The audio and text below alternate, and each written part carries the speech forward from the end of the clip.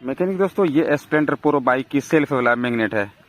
इसमें अंदर वाला जो बुश है वो काफ़ी घिस गया है, कट गया है। इसी के वजह से आर्मेचर इसका काफ़ी लूज रहता है इसके अंदर। ये देखें, इसके कारण काफ़ी ख़राब साउंड आ रहा था सेल्फ से। पहले वाला मैं आवाज़ सेल्फ का सुनाता हूँ।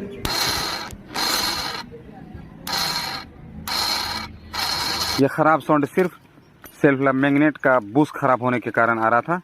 ये नया सेल्फ मैग्नेट मैं भेरो कंपनी का डाल रहा हूँ। ये देखें, दोनों सेम है। अब इसे फिट करके ये देखें, आर्मेचर बिल्कुल प्ले कम हो गया। फिट करके अब मैं इसका साउंड सुनाता हूँ।